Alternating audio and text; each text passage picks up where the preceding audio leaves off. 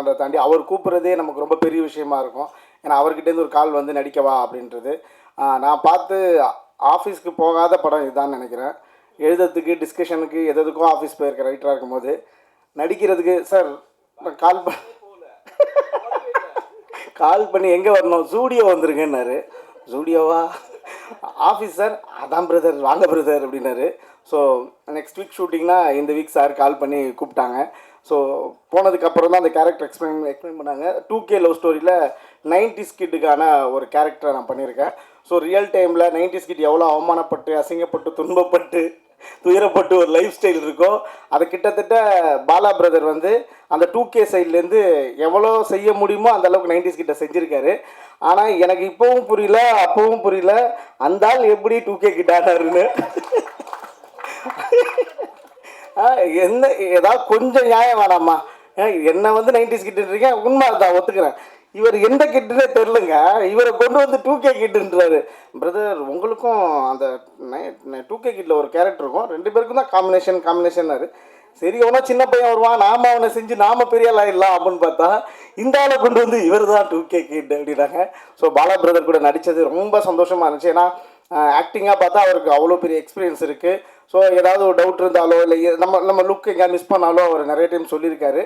எப்படி பாசிட்டிவாக சொல்லணும்னா அந்த மாதிரி நிறைய நல்ல விஷயங்கள்லாம் சொல்லி கொடுத்துருக்காரு.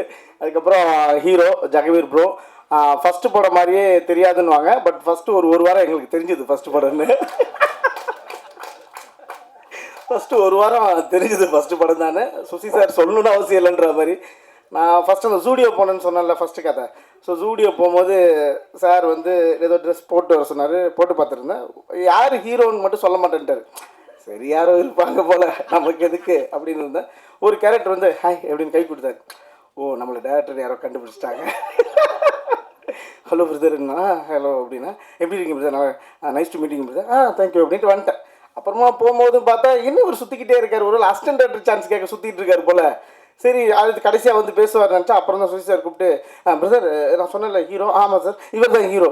ஐயோ நாம தான் அந்த ஆள்கிட்ட போய் நெக்ஸ்ட் மீட்டிங் சொல்லணும் போலையே, தெரியாமல் அந்த ஆள் நம்மக்கிட்ட சொல்லிட்டாரு அப்படின்ட்டு. ஸோ ஜெகவீர் ப்ரோ ஸோ அந்த 1 வீக் அப்புறம் அவரோட அந்த பிக்கப் ஆனது நல்லாவே தெரிஞ்சுது. Super bro, really congrats. ரொம்ப சந்தோஷமாக இருக்குது. இது அதாவது ஃபஸ்ட்டே ஒரு ஹீரோ கூட நடிச்சு வச்சோன்னு வச்சிங்கன்னா ஃபியூச்சரில் என்னைக்காவது நமக்கு யூஸ் ஆகும். ஸோ அதனால ரொம்ப சூப்பராக பண்ணியிருந்தீங்க. படமாக பார்க்கும்போது ரொம்ப சந்தோஷமாக இருந்துச்சு. அதுக்கப்புறம் ப்ரொடியூசர், நான் ஆல்ரெடி போன ஷோ இப்போ நம்ம ஒரு ஈவெண்ட் பண்ணும்போது கூட சொல்லியிருந்தேன், எப்போவுமே ஃபஸ்ட்டு படம் பண்ணுற ப்ரொடியூசர்ஸ் நிறைய பேர் தான் இங்கே சக்ஸஸ் கொடுத்துருக்காங்க. ஏன்னா அவங்க கண்டென்ட்டை மட்டுமே பிலீவ் பண்ணி வருவாங்க.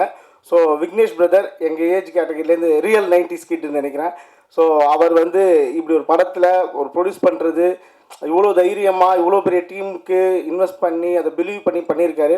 ஸோ அவருக்கு கங்க்ராட்ஸ். அப்புறம் ரொம்ப ரொம்ப நன்றி. அதுக்கப்புறம் தனஞ்சயன் சார், நானும் சுசி சார் எப்போ பேசினாலும் இல்லை ப்ரொடியூசர்கிட்ட பேசினாலும் சார் எப்போ சார் ரிலீஸ் பிளான் பண்ணிகிட்டு இருக்கோம் சார். ஏன்னா யார்